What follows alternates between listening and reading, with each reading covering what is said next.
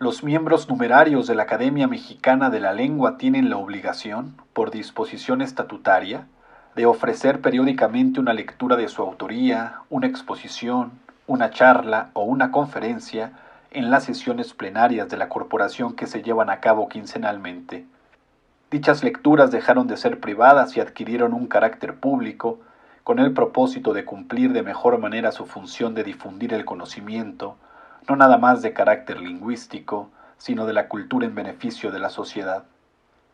La Academia Mexicana de la Lengua es una entidad plural integrada no solo por escritores, lingüistas o filólogos, sino también por filósofos, historiadores, abogados, científicos, médicos, arqueólogos, artistas, etc.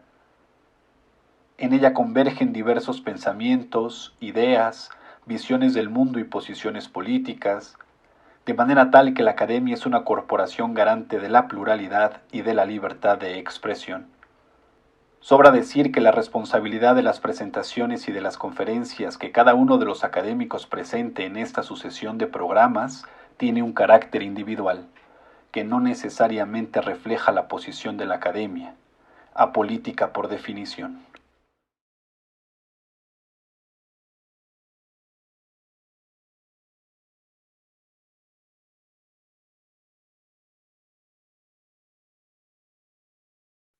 Bueno, pues lo que voy a presentarles esta noche se titula Erratas que no yerran.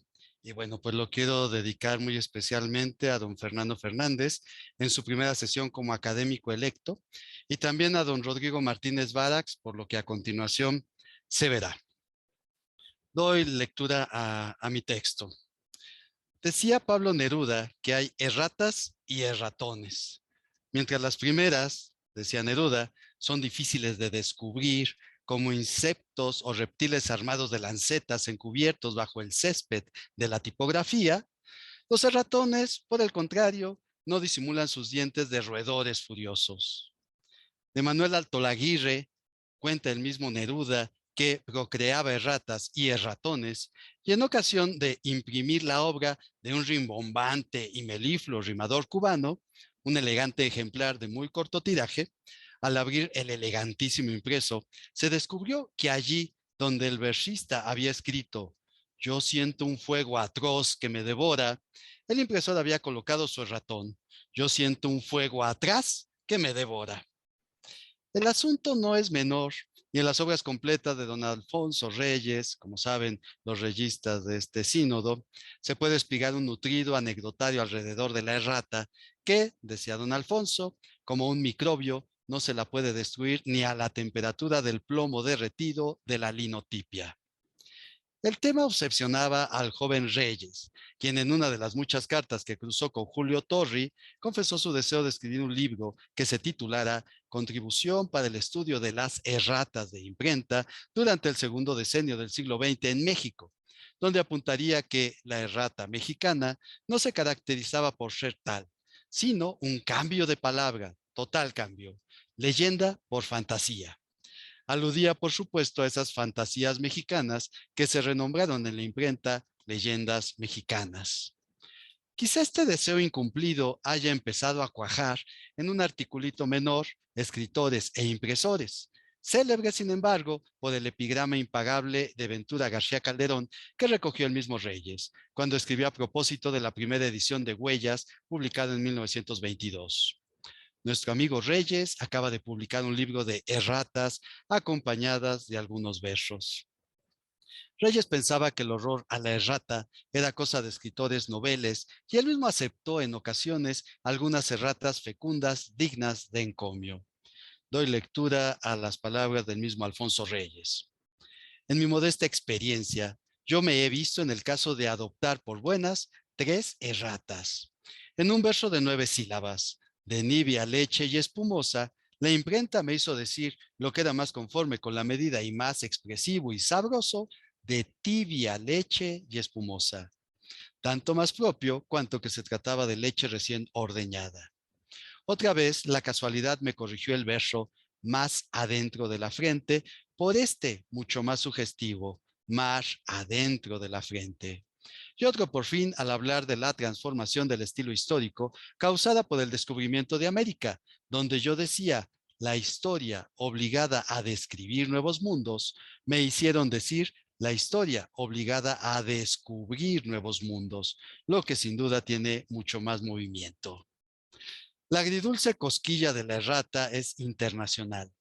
En 2003, José Esteban, erudito y editor, publicó en Editorial Renacimiento la segunda edición aumentada de su entretenido Vituperio y algún elogio de la errata, un ameno elenco de erratas y erratones de todos los tiempos y de muchos idiomas.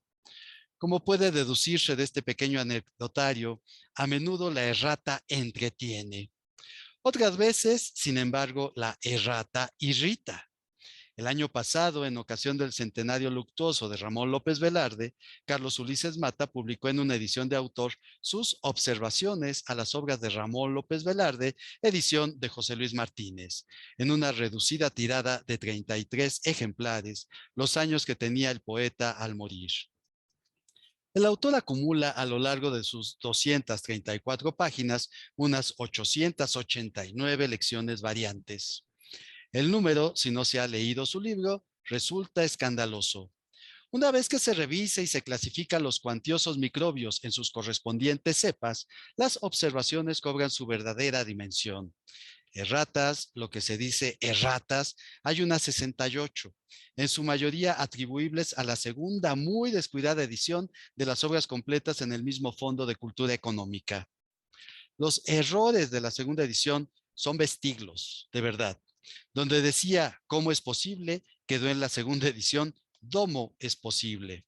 Un qué se volvió jue, campanadas mefistofélicas cambió a campanadas mefistotélicas, repertorio fue un repetorio y bueno, muchos otros desafortunados y garrafales errores como pérdidas de concordancia con los plurales. Pobres amiga de entonces, los espíritu enfermizos, recóndita orgías, al ilustres huésped, los propósito y muchos otros disparates. Regional, justa emte, evenena, ineptitudes, plación, por el buen nombre, incorporarlas, novimebre, científicos, licencaidos, sin Isidro Labrador, etc. Simples y evidentes erratas que quien lee puede resolver, no sin enojo por el tropiezo editorial que esto sugiere y por la creciente sospecha, conforme se avance en la lectura, de que muchos otros errores pudieron haberse cobijado bajo la bruma de ese no saber sabiendo de la poesía. Pero el registro de Carlos Ulises Mata es un río sin orillas. José Luis Martínez propuso nuevos criterios de puntuación y uso de mayúsculas en 364 ocasiones. En casi todas ellas, Carlos Ulises Mata considera que estos criterios no son válidos porque se oponen a las primeras ediciones. 253 cambios reflejan las decisiones críticas de José Luis Martínez o algunas de editores previos en un muy alto porcentaje de ellas, en un muy alto porcentaje de ellas, Carlos Ulises Mata considera que debe respetarse el original, que en el fondo pues son las ediciones primitivas o en algunos casos, excepcionalmente, las formas periodísticas. 56 variantes entre fuentes manuscritas y primeras ediciones que no pueden atribuirse a José Luis Martínez, y luego unas 100 más que son conjeturas de Carlos Ulises Mata. El autor también revisa el índice de primeros versos, el de nombres y el índice general, y nada más en los índices se encuentra 214 errores. ¿Cuál es mi opinión del trabajo de Carlos Ulises Mata? Para empezar, de absoluto respeto por su palpable devoción a la palabra del poeta jerezano. ¿Cómo lo clasificaría? Dentro de los estudios de crítica textual. No, porque su interés no abarca toda la tradición textual de su poesía, sino que se centra en una edición, en un textus receptus. Lo clasificaría dentro de los estudios de crítica genética. No, porque realmente tampoco se estudia el proceso creador del autor, sino la erosión de los textos en su paso por las imprentas. Estamos frente a la requencio de una futura edición crítica. No, para eso falta todavía método y rigor. Entonces, ¿frente a qué estamos? No sabemos. Así de original es este libro. Tampoco es una larga fe de ratas a la edición de José Luis Martínez. Carlos Ulises Mata tiene un concepto demasiado laxo de rata y, si me lo permiten, también un poquito injusto. Digamos de forma muy sencilla que para él errata es todo aquel cambio entre las fuentes que consultó y la edición de José Luis Martínez. No distingue entre errata y decisiones críticas del editor, entre criterios editoriales del Fondo de Cultura Económica o entre una puntuación regular diferente a la de las heterogéneas fuentes tempranas, es decir, revistas, periódicos, ediciones Príncipe. En un mundo donde todo es errata, la desconfianza crece como una hiedra ponzoñosa y resulta difícil valorar las virtudes de una edición como la de José Luis Martínez. ¿Cómo calificaría este trabajo? Lo llamaría fundamentalista. Cualquier fuente antigua tiene más autoridad ante sus ojos que las lecciones de los editores posteriores. Este fundamentalismo asoma por aquí y por allá, porque la realidad es que las fuentes hemerográficas conservadas distan mucho de la perfección. La prensa de entonces, como la de ahora, se escribía rápido, se corregía poco y sus esfuerzos caducaban al día siguiente. Aunque solemos confundir el concepto de original con testimonios tempranos, primeros impresos, manuscritos autógrafos, la realidad es que la obra como tal no puede identificarse con ningún testimonio, porque los testimonios solo son esos, documentos que muestran un momento en la larga difusión de la obra. Sea un manuscrito autógrafo, una lectura primitiva, no garantiza que el autor no haya decidido otra cosa al entregar su manuscrito en limpio a la imprenta, o incluso una publicación periódica temprana donde la puntuación solía dejarse al criterio y hábito de los cajistas del taller, profesionales que hacían su trabajo con corrección, pulcritud y, pues vaya, mucha prisa ante los demasiados pendientes que tenían. El fundamentalismo de Carlos Ulises Mata no da tregua a la edición de José Luis Martínez. Quisiera poner un ejemplo de los muchos que hay a lo largo de sus páginas. Cito a Carlos Ulises Mata. Aunque el manuscrito presenta el título del poema enunciado con la cifra 33, Fernández Ledesma lo dio a publicar en México Moderno, número 11 y 12, 1 de noviembre de 1921, con la transcripción conocida de 33 con letra, Ya, reafirmada en la Princeps y seguida por todos los editores posteriores. gracias. El Perdón. cambio puede parecer menor y ampararse, perdón, en el criterio editorial de siempre desenlazar los números en su equivalente verbal. Pero aquí debe revertirse por 4 razones. Primera, porque Ramón escribió 33 con cifra en el manuscrito. Segunda, porque Ramón lo escribió 2 veces como 33 con cifra en las listas que persisten como manuscritos 14 y 23 de nuestra biblioteca. Tercero, porque Ramón usó cifras y no su equivalente verbal al titular otro poema importante que nadie se atrevería a modificar y se refiere a día 13. Y bueno, hay una cuarta razón, porque Ramón reafirma su aprecio por el uso de cifras no desenlazadas en otros textos. El más notorio, El Viejo Pozo, cuyo verso 10 aparece así en las 2 publicaciones que se hicieron estando él vivo, que por 1850 unió las bocas, con la travesura implícita de situar la cesura del alejandrino a la mitad de la enunciación de este número 1850, que aparece por supuesto con cifra. La verdad es que 33 con cifra o 33 con grafía son heterografías de la misma realidad fonética y no hace falta buscar muchos argumentos para entender la razón. En un manuscrito personal, el autor no piensa en corrección gráfica, en corrección escritural, piensa en economizar. Un autor del periodo sabía que el impresor se encargaría de adaptar el texto a las convenciones de la editorial, de la colección, del periódico o de la revista. Había un margen amplio de acción para el impresor. La pregunta en todo caso es, ¿qué cambia si el título del libro se presenta con cifras o se presenta en letras? Nada, o al menos no hay una búsqueda o no hay una oferta de sentido en esta argumentación. Creo que en este punto podríamos calificar al libro de Carlos Ulises Mata también como un libro fetichista en la segunda acepción del Diccionario de la Lengua Española. Veneración excesiva de algo o de alguien. En este caso, veneración excesiva al manuscrito autógrafo y a la fuente antigua.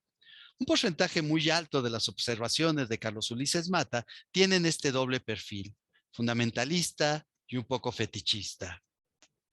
Las comparaciones, por supuesto, no son siempre justas, pero el trabajo que Fernando Fernández ha realizado alrededor de la errata López Velardiana puede servirnos como un término de comparación. Por ejemplo, Fernando Fernández ha escrito extensamente sobre una célebre errata en su artículo El piano de Genoveva, un nuevo ejemplo de descuido editorial, en octubre de 2021. Sus argumentos son imbatibles. Donde hoy se lee en la edición de José Luis Martínez, piano de Genoveva, te amo por indiscreto, de tu alma a todo el mundo revelas el secreto, cuentas uno por uno todos tus desengaños, debe leerse conforme a las dos versiones publicadas en vida de Ramón López Velarde, en la revista publicada en Guadalajara en 1912, Pluma y Lápiz, y en el periódico La Nación de 1913, piano de Genoveva, te amo por indiscreto, de tu ama, no de tu alma, sino de tu ama, a todo el mundo revelas el secreto, cuentas uno por uno todos tus desengaños. Con entusiasmo y esa buena prosa que caracteriza a Fernando Fernández, el autor descubre poco a poco el hilo de la madeja. Nada fuera de lo común. Por otro lado, un impresor descuidado leyó la fuente y cometió una lectio facilior, donde decía revelas el secreto de tu ama, la dueña del piano, pasó sin advertirlo a de tu alma, el alma del piano. Lo que no tiene ningún sentido, pero es una locución más apegada a la estela del romanticismo trasnochado que todavía campeaba a principios del siglo XX. Para Carlos Ulises Mata, esta corrección lleva agua al molino de su fetichismo testimonial. El problema es que quizá, sin advertirlo, el autor expande la desconfianza de esta lección deturpada y corregida, muy bien corregida por Fernando Fernández, a toda la desconfianza en la edición de José Luis Martínez. Y bueno, la desconfianza infundada termina por sugerirle otras varias soluciones que ya no son tan pertinentes. Su error es que generaliza y en cierta forma promueve una prosa un poco incendiaria. Cito a Mata. Convertido en uno de los poemas más populares de López Velarde, en parte por la versión cantada por Eugenia León, resulta insólito que haya padecido tantas alteraciones en su trayectoria editorial, las cuales en 2021 podemos ver y revertir gracias a la indagación de Fernando Fernández. Siguiendo el prejuicio de que la calidad de las lecciones en las publicaciones tempranas es superior, propone 3 correcciones de puntuación. En un caso, bueno, propone cambiar 2 puntos por un punto y coma, en otro caso, cerrar un verso que estaba cerrado con coma, con punto y coma, en fin, minucias de este tipo. La realidad es que ninguna de las correcciones que propone Carlos Ulises Mata mejoran el texto. Los 2 puntos del verso 6 tienen un valor demarcativo, leeré en un momento el texto, y bueno, pues la puntuación del verso 8 es consecuente con una nueva puntuación. Me refiero a la estrofa que inicia con piano llorón y que me permito leer para recordar y bueno, glosar para indicar dónde están los cambios de puntuación. En el primer caso, digamos, se propone pasar de los 2 puntos que están en la edición de José Luis Martínez al punto y coma. Bueno, les leo esta sección. Piano llorón de Genoveva, doliente piano que en tus teclas resumes de la vida el arcano. Piano llorón, tus teclas son blancas y negras, como mis días negros, como mis blancas horas. Piano de Genoveva, que en las altas noches lloras, que hace muchos inviernos crueles que no te alegras. Y aquí José Luis Martínez, con sano juicio y con una intención demarcativa, separa, por supuesto, el vocativo del resto del poema. Este es el vocativo. A partir de aquí tendremos ya lo que se refiere a esta evocación del piano, ¿no? Tu música es historia de poéticos males, habla de encantamientos y de princesas reales, etcétera, ¿no? Y bueno, pues la propuesta es un punto y coma que está efectivamente en las fuentes antiguas. Después de esto hay una serie donde tenemos una separación por comas, de alguna manera es una enumeración, me permito refrescarla también en sus memorias. Tu música es historia de poéticos males, habla de encantamientos y de princesas reales, de los pequeños novios que por robar los nidos una tarde nublada se quedaron perdidos en el bosque, y nos cuenta de la niña agraciada que se recibió regalos de sus 11 madrinas y que no invitó a la otra a sus bodas divinas y que sufrió por ello los enojos del hada. Y bueno, en esta serie separada por comas, dado que se enumeran historias, bueno, pues la propuesta de Carlos Ulises Mata es, siguiendo las ediciones primitivas, restituir un punto y coma. Observaciones a las obras de Ramón López Velarde, edición de José Luis Martínez, es en cierta forma una exquisita partitura del íntimo decoro. Libro personalísimo, refleja el diario de lectura de quien suma y suma y suma notas marginales guiadas por la curiosidad y el deslumbramiento de conocer las fuentes antiguas y sacralizarlas con entusiasmo fetichista. No sé si sea un libro útil, porque se escandaliza igual frente a la errata que frente al criterio editorial seguido con rigor y talento por José Luis Martínez, porque no discrimina, solo acumula. Tampoco cede terreno a las conjeturas de José Luis Martínez, ni parece dispuesto a dialogar. No analiza la calidad textual de las fuentes tempranas, nada más las admira con actitud dogmática. Es un enamorado de la obra López Velardiana y como todo enamorado, no está dispuesto a ceder ante los esfuerzos de otros enamorados. ¿Hace falta una nueva edición crítica de la obra de Ramón López Velarde? Diría que sí, sin titubeo, porque siempre hacen falta ediciones rigurosas y fidedignas de nuestros clásicos de la lengua española. Muchísimas gracias por su atención.